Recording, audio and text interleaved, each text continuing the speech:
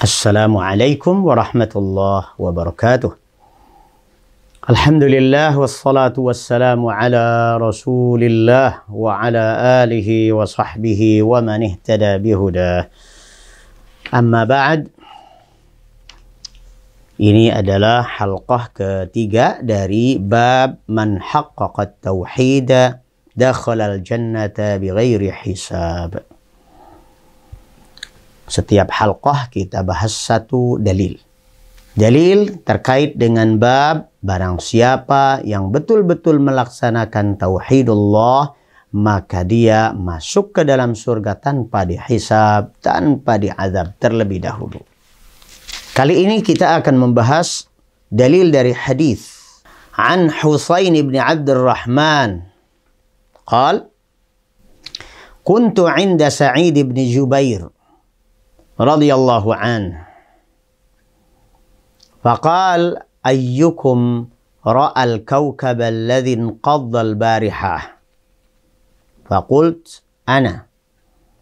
Thumma qult ama inni lam akun fi salatin walakinni ludightu. Qala fama sana'ta? Qultu irtaqaitu. قال فما حملك على ذلك؟ قلت حديث حدثناه الشعبي. قال وما حدثكم؟ قلت حدثنا عن بريدة بن الحصيب أنه قال لا رقية إلا من عين أو حمة. قال قد أحسن من انتهى إلى ما سمع.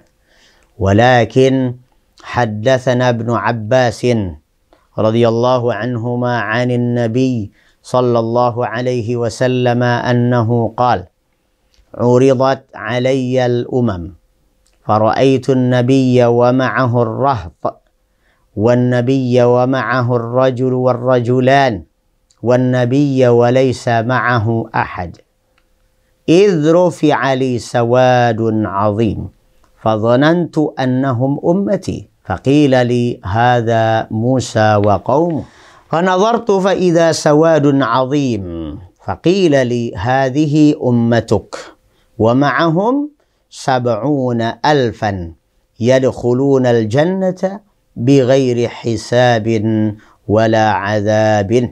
ثم نهض فدخل منزله فخاض الناس في أولئك فقال بعضهم فلعلهم الذين صحبوا رسول الله صلى الله عليه وسلم وقال بعضهم فلعلهم الذين ولدوا في الإسلام فلم يشركوا بالله شيئا وذكروا أشياء.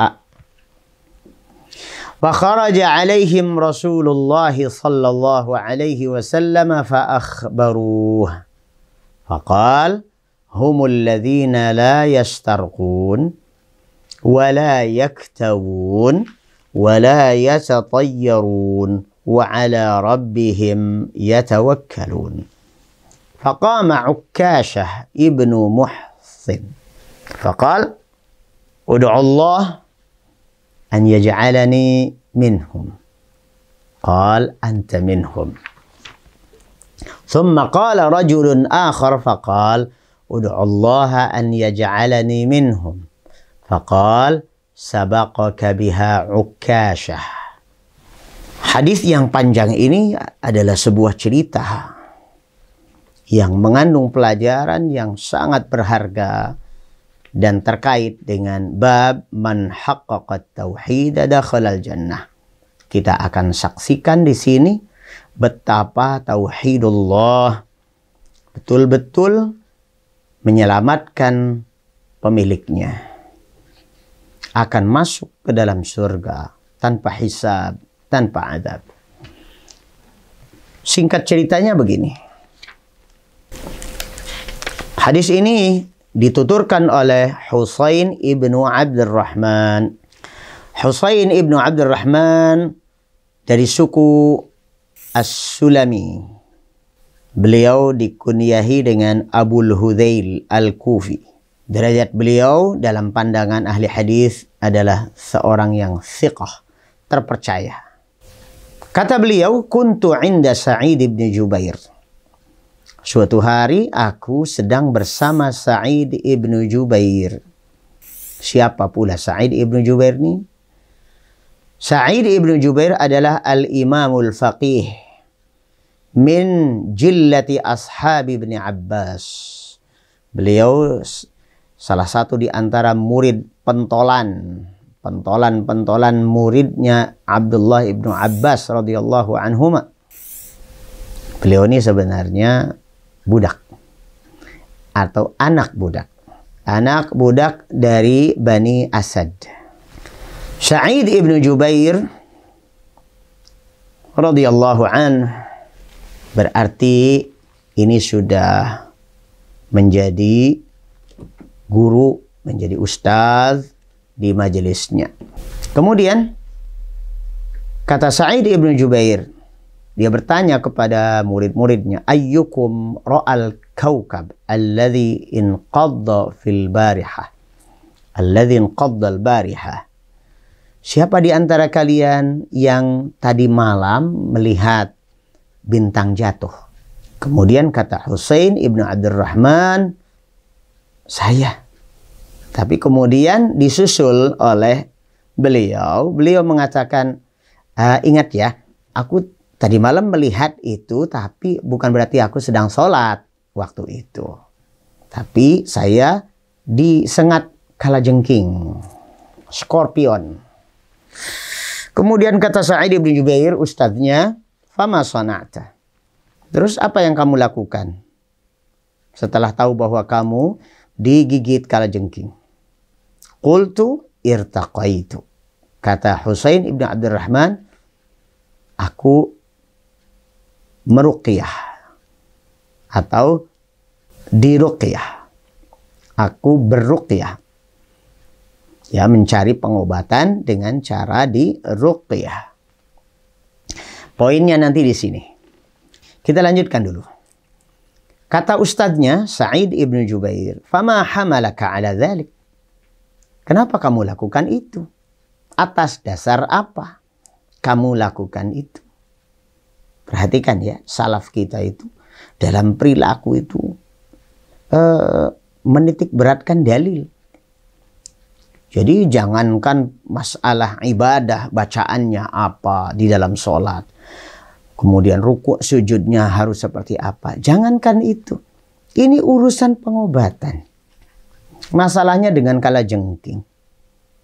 Ini saja ditanya dalilnya mana. Jadi kalau orang-orang yang dituduh sebagai salafi, wahabi, memang kebiasaan mereka itu dalilnya mana?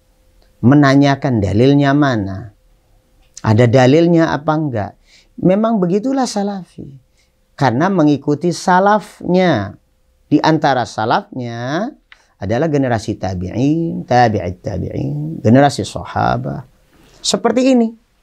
Kata Sa'id ibn Jubair, kenapa kamu lakukan itu? Atas dasar apa? Qultu, kata Husain ibn Abdurrahman, hadithun. Atas dasar sebuah hadis, haddatsanahu Sya'bi. Al-Imam Asy-Sya'bi menuturkan kepada kami hadis tersebut. Qala wa ma haddatsakum? Memangnya beliau menuturkan hadis seperti apa? Qultu, kata Husain ibn Abdurrahman, haddatsana an Buraidah bin al-Husayb. Al-Imam Asy-Sya'bi rahimahullahu taala mengatakan bahwa hadis ini dituturkan kepada kami oleh Buraidah ibn al-Husayb annahu qala, bahwa beliau mengatakan bahwa Nabi SAW mengatakan la ruqyata illa min ainin aw humatin. Tidak ada ruqyah kecuali dari ain dan humah. Apa itu ain? Yang dimaksud ain adalah pandangan dengki seorang pendengki yang kemudian mengakibatkan sakit pada diri kita.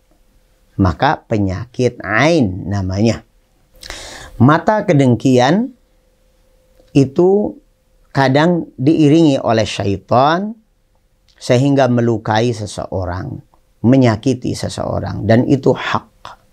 Dan itu benar. Memang Allah menakdirkan seperti itu. Orang-orang tertentu memiliki potensi ainun hasidah. Mata, pandangan kedengkian dari matanya itu bisa menyakiti orang lain. Nah, kalau orang terkena ain, maka di dalam hadis ini ruqyah adalah cara yang paling efektif dalam menghilangkannya. Jadi Husain ibn Abdurrahman memiliki dalil mengapa beliau melakukan ruqyah. Au humatin, atau sengatan kalajengking. Nah, atas dasar dalil inilah beliau mengamalkan ini. Kemudian kembali kepada Sa'id ibn Jubair radhiyallahu an, sang guru, ustadznya. Apa katanya? Qad ahsana man intaha ila ma sami'a. Sungguh baik orang yang telah mengamalkan ilmu yang telah dia dapat. Ini dipuji. Pujian bagi orang yang menuntut ilmu, kemudian dia mengamalkan ilmu tersebut. Walakin, akan tetapi, apa kata Sa'id ibn Jubair? Haddatsana Ibnu Abbas. Aku ini kan muridnya Ibnu Abbas. Kata Ibnu Abbas radhiyallahu anhuma, beliau menuturkan kepada kami, murid-muridnya, anin Nabi, dari Nabi sallallahu alaihi wasallam, annahu qala, bahwa Rasulullah sallallahu alaihi wasallam bersabda. Hadisnya panjang lagi nih. Jadi hadis panjang di dalam sebuah tutur cerita hadis yang panjang. Qala uridat alayyal umamu. Kata Rasulullah sallallahu alaihi wasallam, dipampangkan kepadaku, ditampilkan tampilan ghaib kepadaku al-umam, tampilan umat terdahulu. Fara'aitun nabiyya wa ma'ahu ar-rahtu. Aku melihat ada nabi yang umatnya nggak nyampe 10 orang. Wan nabiyya wa ma'ahu ar-rajulu war-rajulani. Ada pula nabi yang umatnya cuma ada 2, ada 1 atau 2 orang saja. Wan nabiyya wa laysa ma'ahu ahad.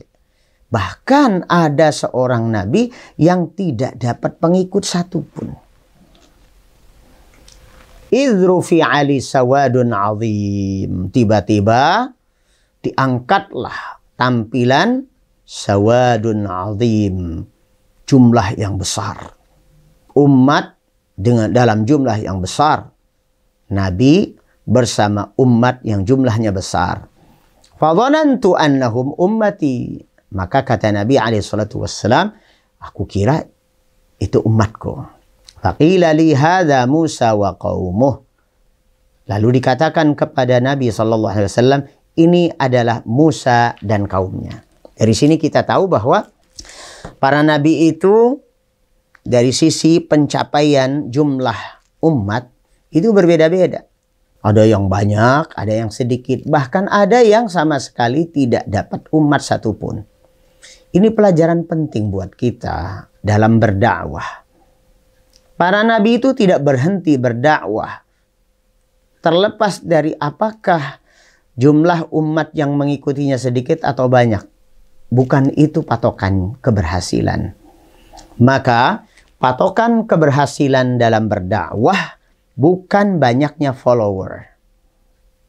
Bukan banyaknya subscriber.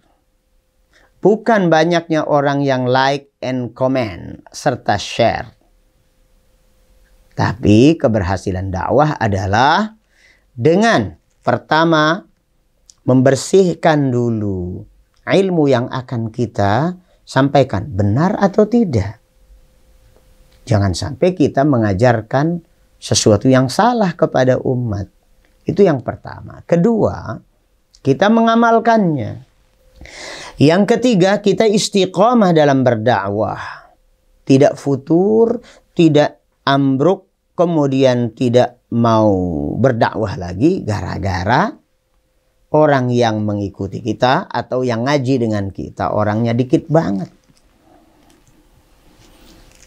Maka kalau kita diminta untuk mengisi pengajian, tidak usah bertanya apakah ini yang datang bakal banyak atau sedikit.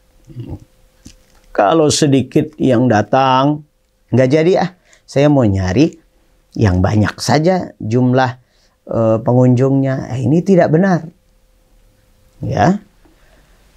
Karena letak keberhasilan dan kesuksesan sebuah dakwah bukan ditandai dengan banyaknya pengikut. Kita lanjutkan hadis ini. Fanadhartu fa idza sawadun 'azim. Tadi sudah sampai pada cerita tentang Nabi Musa alaihissalam yang umatnya banyak.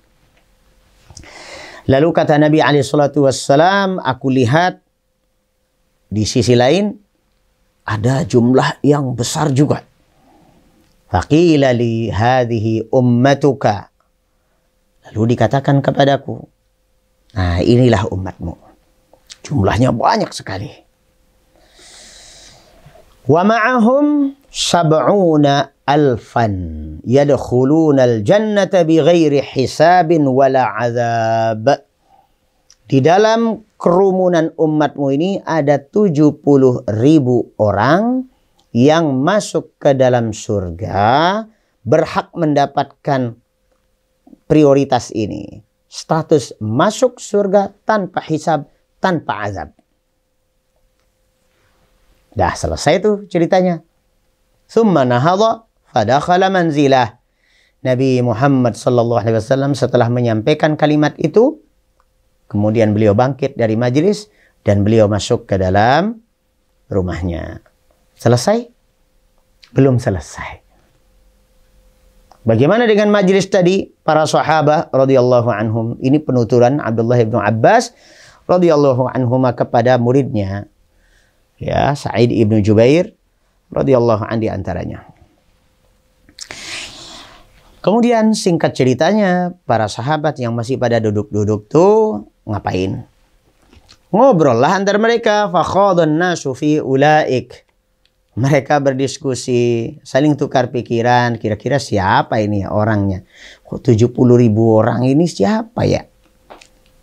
Maka faqala ba'duhum, sebagian berpendapat, fala'allahumul ladzina sahibu Rasulullah sallallahu alaihi wasallam. Mungkin mereka adalah para sahabat Nabi yang membersamai Nabi.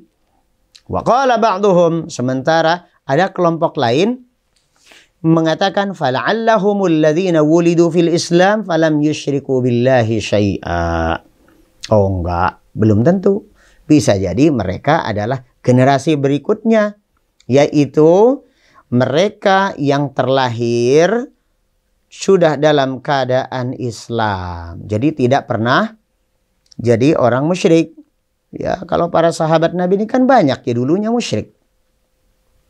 Sebelum mereka hijrah kepada Islam, mereka dulu musyrik.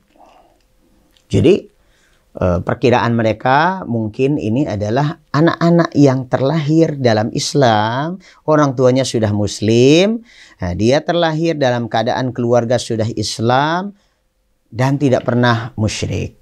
Jadi kan kemungkinannya ya sahabat junior dan atau tabi'in atau tabi'it tabi'i dan seterusnya. Selanjutnya,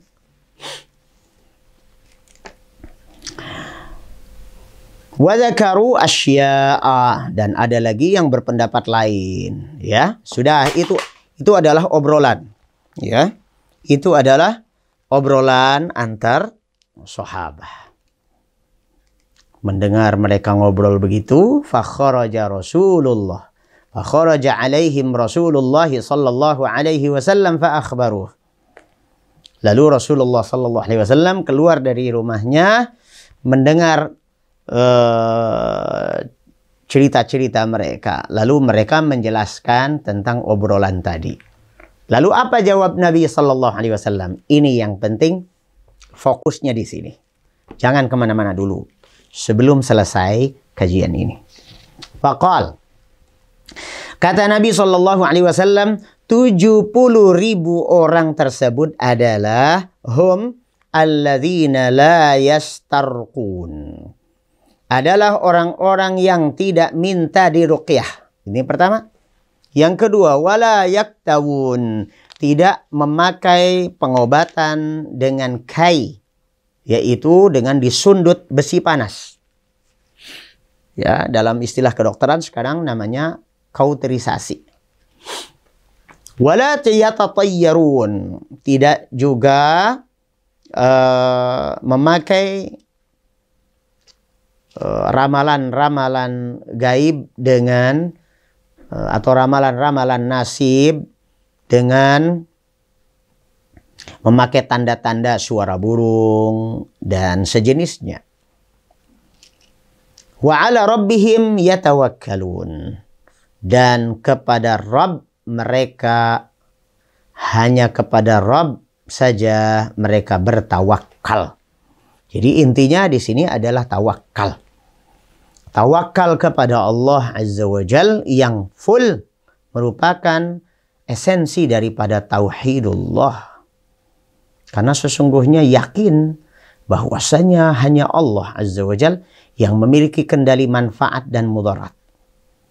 Maka kalau begitu, hanya kepada Allah juga dia meminta. Tidak perlu meminta diruqyah kepada orang, ya, dan tidak perlu melakukan hal-hal seperti yang disebutkan tadi. Ini adalah indikator orang-orang yang akan masuk ke dalam surga tanpa hisab, tanpa diazab dulu. Singkat ceritanya, di akhir cerita ini, faqama Ukkashah ibnu Muhsin. Ukkashah, salah seorang sahabat Nabi, waktu itu langsung berdiri. Faqala, kemudian dia katakan, Udu'allaha an yaj'alani minhum. Ya Rasulullah, tolong doakan saya agar masuk ke dalam 70.000 orang itu. Qala anta minhum. Kata Nabi SAW, ya, kamu termasuk. Summa qama rajulun akhar. Nah, kemudian datang runner up. Orang yang kemudian datang can only follow, ya, hanya ngikut saja. Ya, ikut, pengen juga. Faqala ud'ullaha an yaj'alani minhum. Ya Rasulullah, tolong doakan saya biar bisa masuk ke dalam 70.000 orang itu. Faqal sabaqaka biha Ukkashah. Kata Nabi SAW, kamu sudah keduluan. Sudah keduluan. Ya, keduluan siapa? Keduluan Ukkashah. Ini memberikan isyarat kepada kita agar dalam hal kebaikan itu kita jangan jadi orang belakangan. Coba berlomba-lomba menjadi orang yang terdepan untuk bisa meraih kebaikan. Demikian apa yang bisa kita kaji dari hadis yang mulia ini. Assalamualaikum warahmatullahi wabarakatuh.